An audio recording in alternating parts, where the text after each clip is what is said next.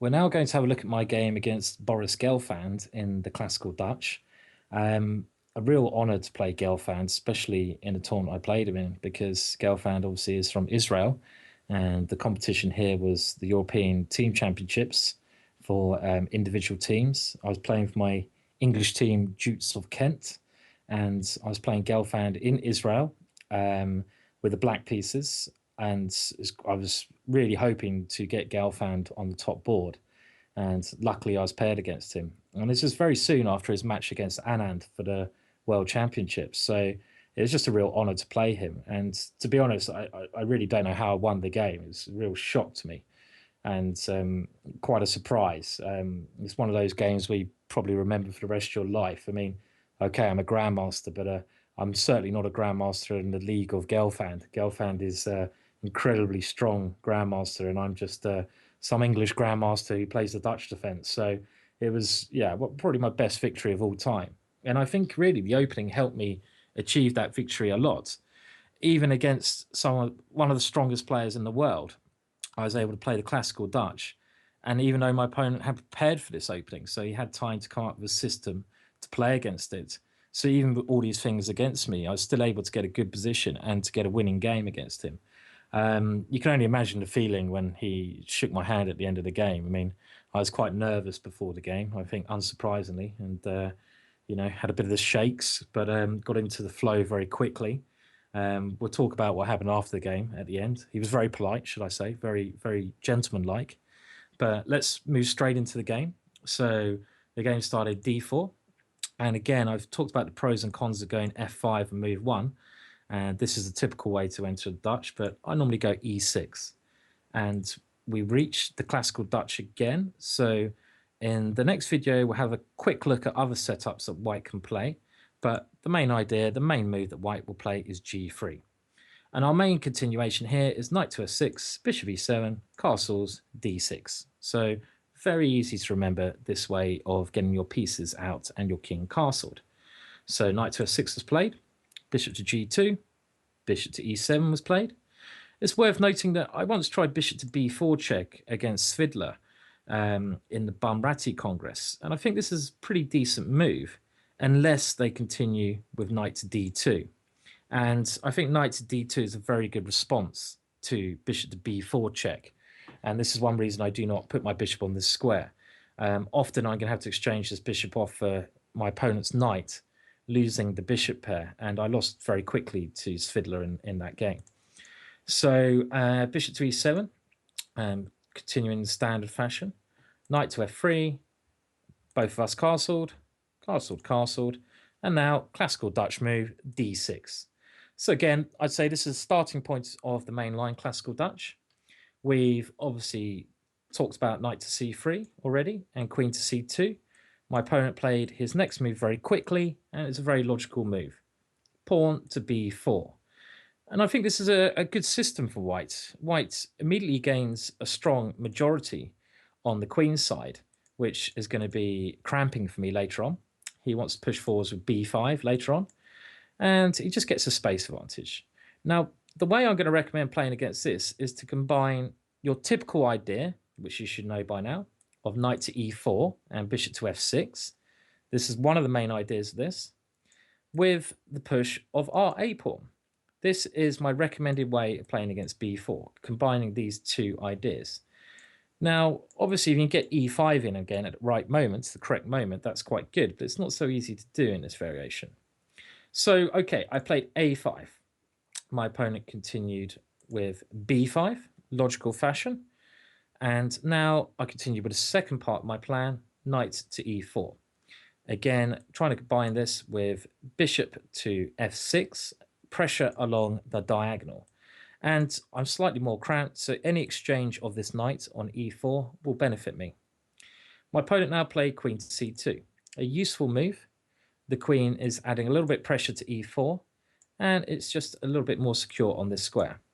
So, of course, now when we're playing chess, we have to look at all our pieces. And we don't, in the Dutch defense, the classical Dutch, as mentioned before, worry too much about our bishop on c8 until later on.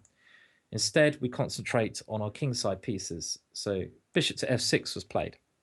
And the bishop creates threats along this diagonal, puts a bit of pressure on d4, and in some cases prepares the move e5.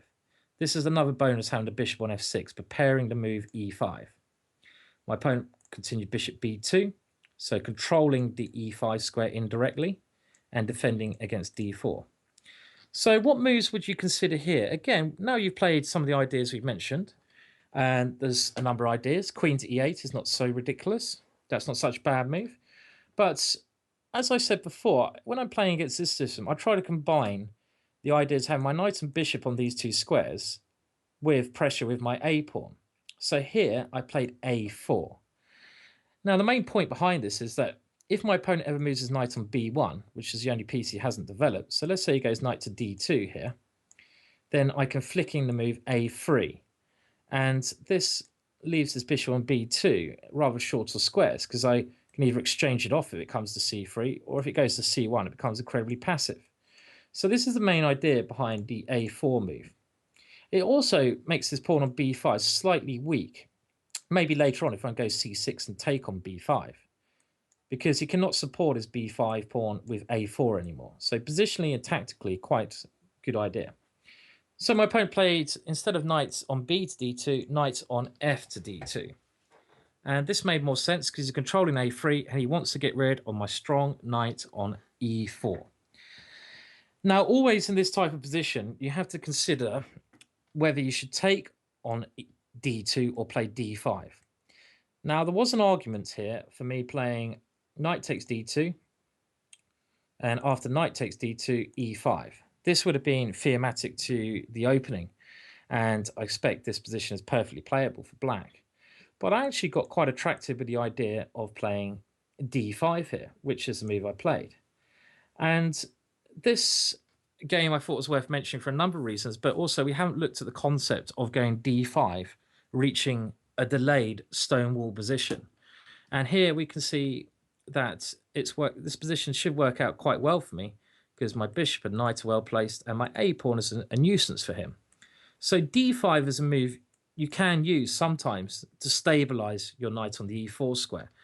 But I'd only recommend playing d5 when your opponent has passive pieces. In this position, Gelfand does. He has a knight on d2, a knight on b1, passive pieces. This is why I actually gain a bit of a space advantage here with this move. My opponent now developed his last piece, knight to a3, and he stops my a pawn going any further forwards. So when you're in a middle game, you've got to think of a plan to play. Even a bad plan is played with no plan. As I mentioned before, his pawn on b5 was slight weakness.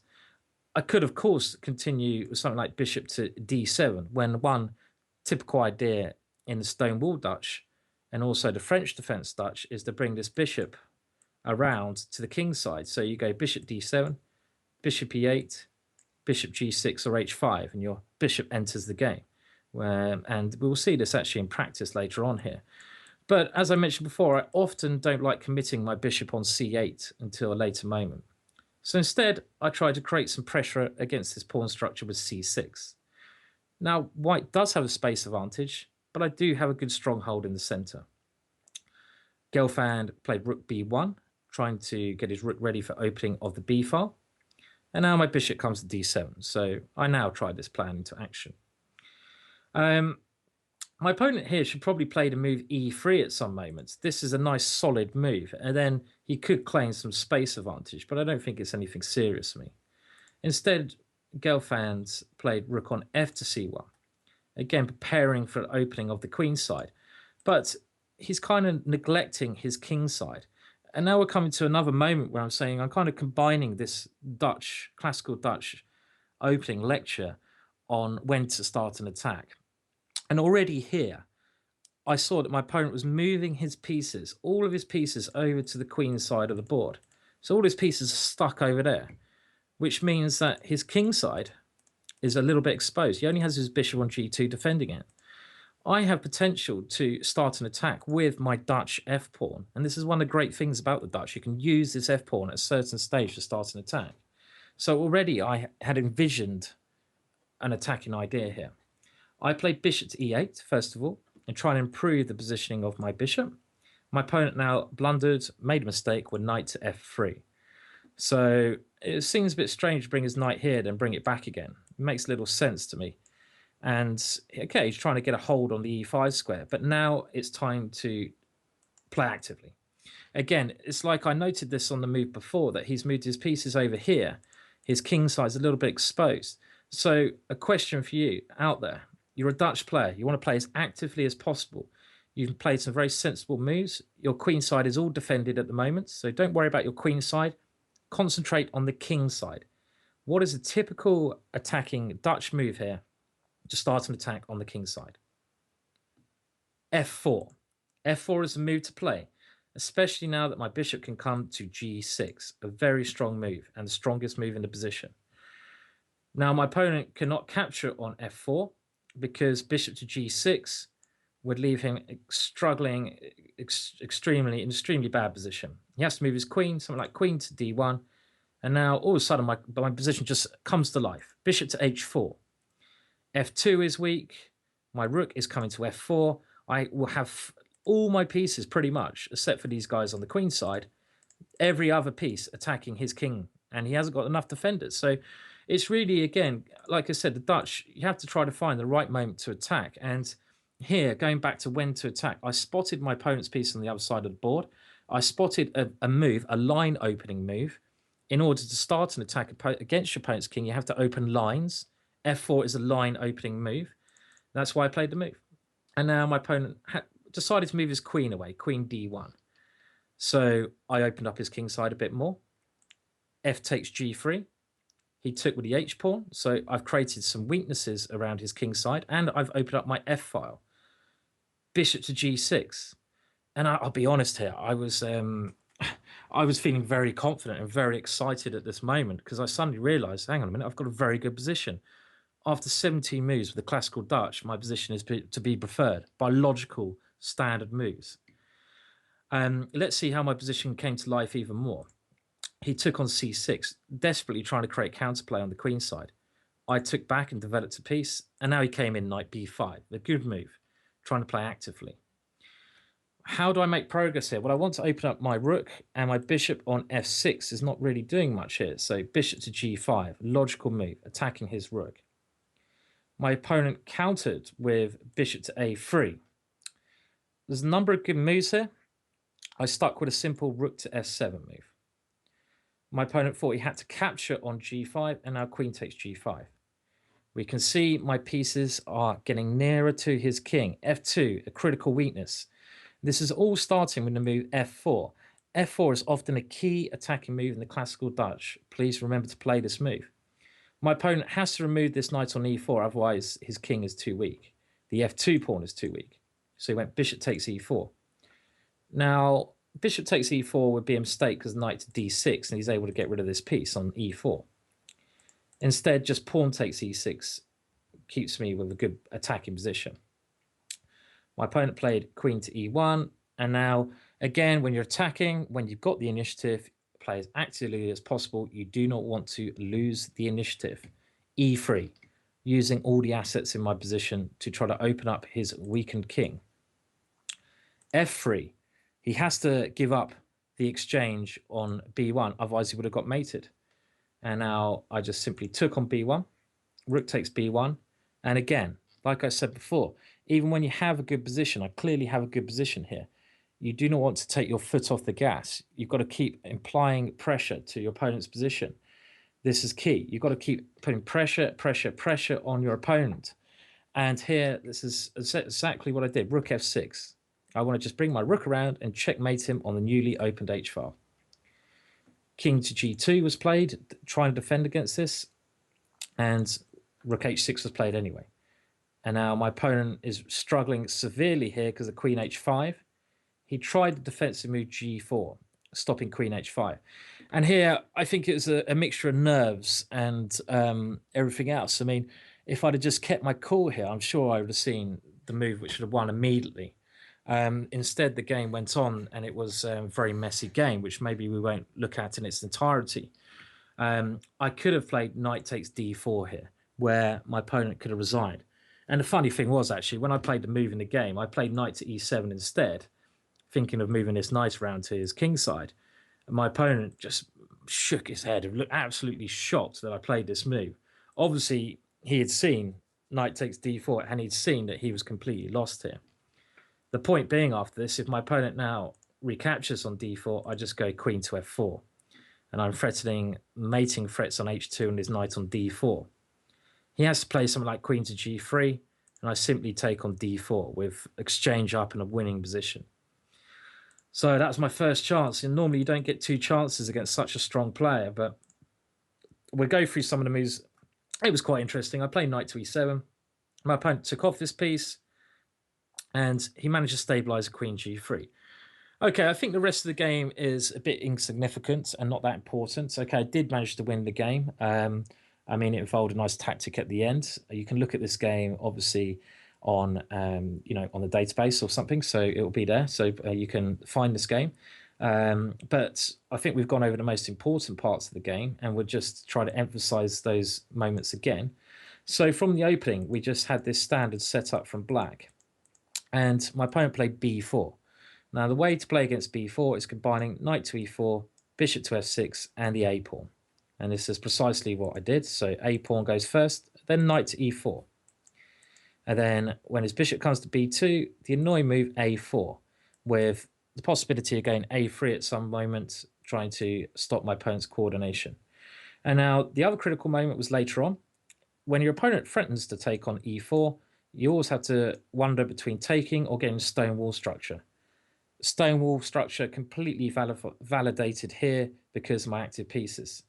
The next critical moment was, let's just go to the position. In this position, after knight to f3, the move that gave me all this, my position, all this energy, the move that started my attack. And this is when you're looking for attacks in positions, try to look for line opening moves. You also have to notice certain characteristics of the position, like when your opponent has pieces on the other side of the board. And the position works perfectly for me to play the move f4 here. And a move f4, everything comes to life. My bishop comes to life to g6. I open up the f file, and the attack should have been unstoppable, even though I luckily managed to win the game. So I think that was quite a nice example of how the Dutch works, and against some of the strongest players in the world. My opponent was, I mean, I was shaken at the end of the game after, best victory of my life, and my opponent was very nice. He when he resigned, he actually said, "I'd like to congratulate you on your victory." How many times has your opponent ever said that to you? Which I thought was quite phenomenal. That my opponent was actually congratulating me on my victory. It was unbelievable.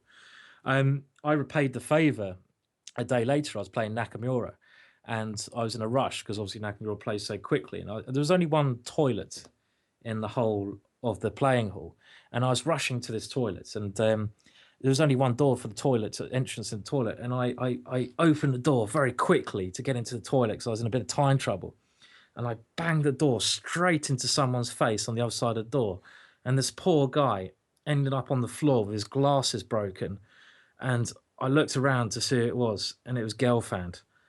It was Gelfand. I gave him a double whamming, so I beat him in the chest, and the next day, accidentally, I have to say, I opened the toilet door straight into his face.